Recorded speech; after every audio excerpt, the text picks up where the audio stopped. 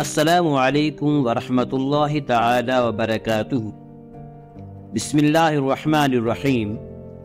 شیطان کا غلہ چرانا اور آیت الکرسی کی برکت۔ ابن سیرین نے حضرت ابو ہریرہ رضی اللہ تعالی عنہ سے روایت کیا، انہوں نے کہا کہ حضرت نبی کریم صلی اللہ علیہ وسلم نے زکوٰۃ رمضان کی نگرانی پر مجھے مقرر کیا تو ایک آنے والا میرے پاس آیا اور وہ غلے سے لب بھر کر لینے لگا۔ میں نے اس کو پکڑ لیا اور اس سے کہا، اللہ کی قسم میں تجھ کو رسول اللہ صلی اللہ علیہ وسلم کے پاس لے کر جاؤں گا۔ اس نے کہا، میں محتاج ہوں، بال بچوں کا مجھ پر بوجھ ہے اور میں سخت تنگ دست ہوں۔ حضرت ابو ہریرہ رضی اللہ تعالیٰ عنہ فرماتے ہیں، مجھے اس پر رحم آیا اور میں نے اس کو چھوڑ دیا۔ جب میں صبح کو اٹھا تو حضرت نبی کریم صلی اللہ علیہ وسلم نے فرمایا، ابو ہریرہ تمہارے کل رات کے قیدی کا کیا بنا؟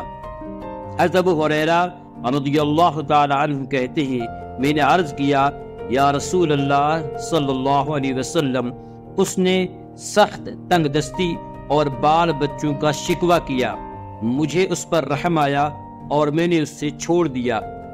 آپ صلی اللہ علیہ وسلم نے فرمایا، اس نے تم سے جھوٹ کہا ہے، وہ جھوٹا ہے، وہ پھر دوبارہ آئے گا۔ حضرت ابو ہریرہ رضی اللہ تعالی عنہ کہتے ہیں کہ میں سمجھ گیا کہ وہ ضرور آئے گا، کیونکہ رسول اللہ صلی اللہ علیہ وسلم نے فرمایا ہے کہ وہ دوبارہ آئے گا، اس لیے میں اس کی طاق میں بیٹھ گیا۔ اتنے میں وہ آیا اور اناج لب بھر بھر کے لینے لگا۔ میں نے اسے پکڑ لیا اور کہا، میں تجھے رسول اللہ صلی اللہ علیہ وسلم کے سامنے ضرور پیش کروں گا۔ اس نے کہا، مجھے چھوڑ دو، کیونکہ میں محتاج ہوں اور عیالدار ہوں، اب دوبارہ نہیں آؤں گا۔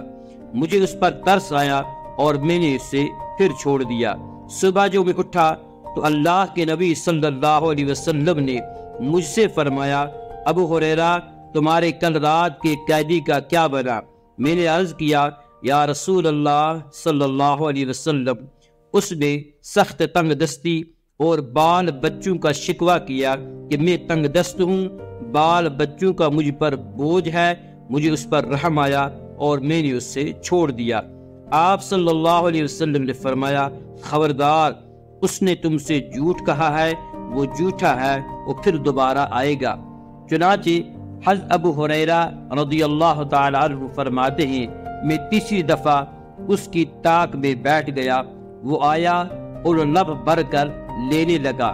میں نے اسے پکڑ لیا اور کہا، آج میں تجھے ضرور رسول اللہ صلی اللہ علیہ وسلم کے سامنے پیش کروں گا، اور یہ تیسری دفعہ ہے کہ تو کہتا ہے میں نہیں آؤں گا اور پھر چلا آتا ہے۔